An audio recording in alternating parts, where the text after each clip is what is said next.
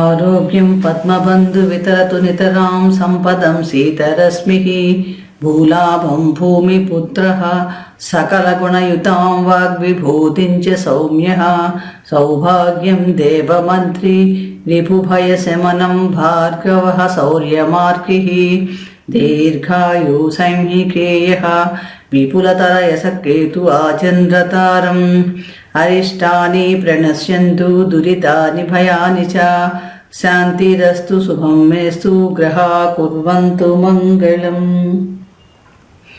సర్వమంగళమాంగళ్యే శివే సర్వార్థసాధికే శరణ్యే త్రయంబకే దేవి నారాయణీ నమోస్తుతే. శ్రీ గురుభ్యో నమః. శ్రీ మహాగణాధిపతే నమః. శ్రీ మాత్రే నమః. Welcome to Meeravani YouTube channel. మీ డాక్టర్ సుందరి ప్రేక్ష. ముందుగా ప్రేక్షకులందరికీ శ్రీ క్రోధీనామ సంవత్సరం ఉగాది శుభాకాంక్షలు. మనందరం ఎదురు చూస్తున్న నూతన సంవత్సరం క్రోధీనామ సంవత్సరం వచ్చేస్తోంది. అందరికీ కూడా నూతన సంవత్సరంలో ఎలా ఉండబోతోంది, గతం కంటే మెరుగ్గా ఉంటుందా లేదా అనే విషయాలు తెలుసుకుని చాలా ఆసక్తికరంగా ఉంటాము.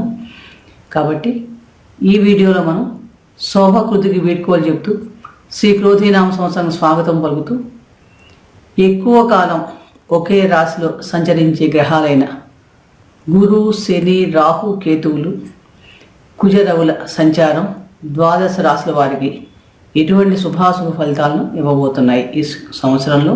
అలాగే ఈ సంవత్సరంలో మనందరి ఆదాయ వ్యయాలు ఎలా ఉండబోతున్నాయి, రాజపూజ అవమానాలు ఎలా ఉంటాయి, కందాయ ఫలాలు ఏం చెప్తున్నాయి, అనుకూలతలు పెరగడానికి ఎటువంటి పరిహారాలు చేసుకోవాలి, ఉద్యోగ లాభ సూచనలు ఉన్నాయా, ప్రమోషన్లు వస్తాయా, రాజకీయ రంగాల్లో ఉన్న వారికి ఎటువంటి విజయావకాశాలు మెరుగుపడతాయా, ఇలా అనేక విషయాలు ఈ వీడియోలో మనం తెలుసుకునే ప్రయత్నం చేద్దాం. అలాగే గురువు ఒక రాశి నుంచి ప్రతి సంవత్సరం ఇంకొక రాశి మారుతూ ఉంటాడు. ఈ రాశి మారే సమయంలో మనకి ఒక్కొక్క నదికి పుష్కరాలు ఏర్పడుతూ ఉంటాయి. ఈ క్రోధీనామ సంవత్సరంలో 1/5/24 నుండి గురువు మేషరాశి నుండి వృషభ రాశిలోకి ప్రవేశిస్తున్నాడు. వృషభ రాశిలో ప్రవేశించడం వలన నర్మదా నదికి పుష్కరాలు వస్తాయి. ఈ పుష్కరాలు మనకి 1/5/24 నుండి 12/5/24 వరకు మనకి పుష్కరాలు ఉంటాయి. ఈ నర్మదా నది ఈ పుష్కరాల సమయంలో ఎవరైతే గనక నర్మదా నదిలో పుణ్యతీర్థ స్నానాలు చేసినా, పితృకార్యాలు చేయటం వలన, దానాలు చేయటం వలన కూడా కార్యాచరణ చేయటం వలన చాలా మటుకు ఉత్తమమైన ఫలితాలు కలుగుతాయి. అలాగే ఇప్పుడు మనం చెప్పబోయే ఫలితాలు 9 ఏప్రిల్ 2024 నుండి 30 మార్చి 2020 వరకు వర్తిస్తాయి. ఫలితాలకు వెళ్ళబోయే ముందు మనందరి మీద కూడా ఆ లలితా పరమేశ్వర అమ్మవారి అనుగ్రహం సంపూర్ణంగా ఉండాలని ప్రార్థిస్తూ, కుంభరాశి ధనిష్ట 3, 4 పాదాల్లో జన్మించిన వారు, శతభిష నక్షత్రం 1, 2, 3, 4 పాదాల్లో జన్మించిన వారిది, పూర్వభాద్ర 1, 2, 3 పాదాల్లో జన్మించిన వారిది కుంభరాశి అవుతుంది జన్మరాశి.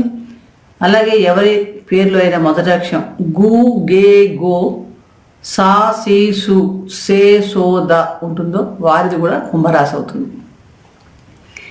శ్రీ క్రోధీనామ సంవత్సరంలో కుంభరాశి వారికి ఆదాయ వ్యయాలు గమనించినప్పుడు ఆదాయం 14, వ్యయం 14, రాజపూజ్యం 5, అవమానం 1.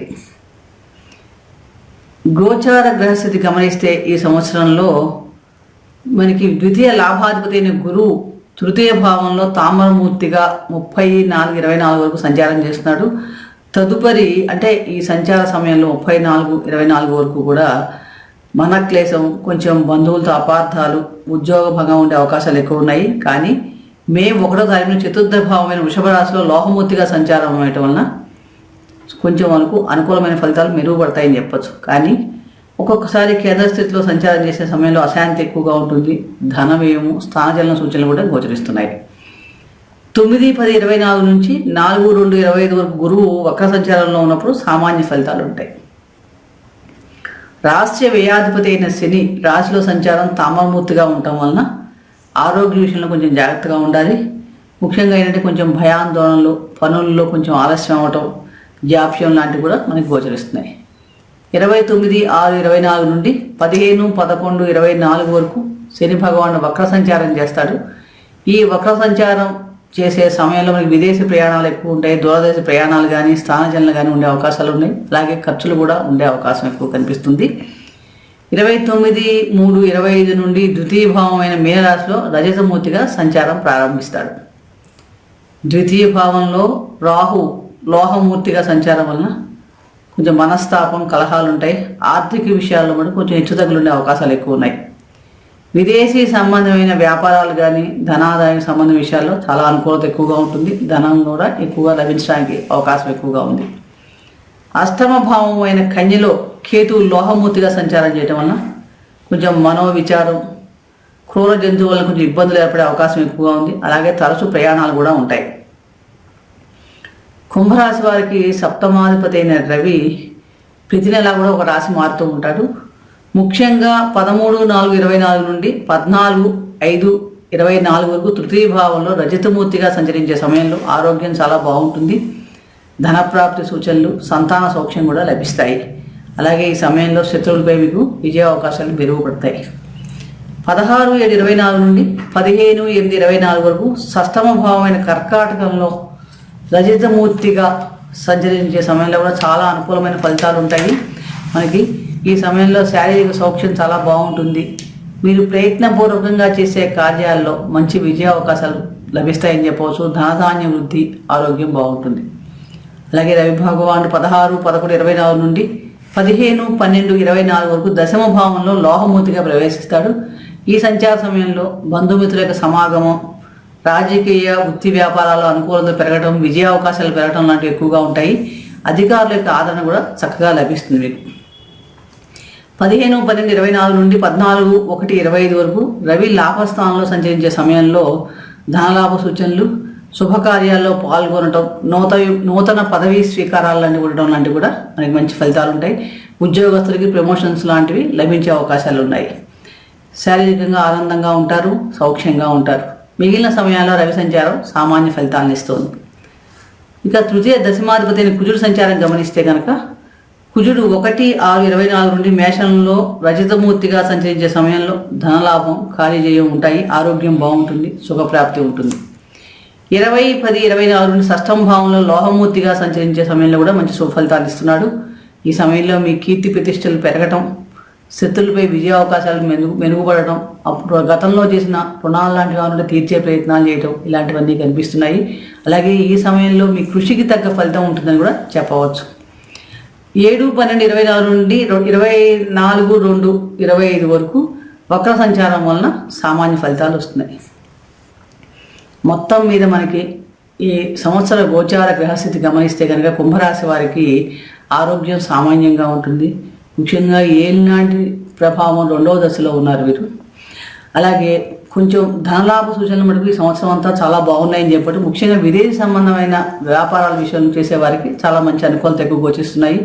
కుటుంబ జీవితం, వైవాహిక జీవితం, భాగస్వామి వ్యాపార విషయాలు మటుకు సామాన్యంగా ఉంటున్నాయి. తల్లిదండ్రుల యొక్క ఆరోగ్యం బాగుంటుంది. వారి యొక్క సహాయ సహకారాలు కూడా మీకు ఈ సంవత్సరం అంతా మీకు లభిస్తాయని చెప్పవచ్చు. విద్యార్థులు ఏకాగ్రత కొంచెం శ్రద్ధ పెడితే కనుక విజయ అవకాశాలు మెరుగుపడతాయి. రుణాలు ఈ సంవత్సరంలో మిమ్మల్ని అంతగా బాధించవనే చెప్పవచ్చు. గతంలో చేసిన రుణాలు లాంటివి ఏమైనా ఉంటే అవి కూడా తీర్చే ప్రయత్నాలు కూడా చేస్తారు. చక్కగా లోన్ లాంటివి ఏమైనా తీసుకుంటే ధనాదాయం బాగుండటం వల్ల మనకి ఈ సంవత్సరం తీర్చడానికి కూడా ప్రయత్నం చేస్తారు. ఈ సంవత్సరంలో మీరు సహజంగా తీర్థయాత్రలు చేయడం, దూరదేశ ప్రయాణాలు కానీ విదేశీ యానాలకు చేసే అందరికీ చక్కగా అనుకూలంగా ఉంది. కాబట్టి ప్రయాణాలు బాగుంది.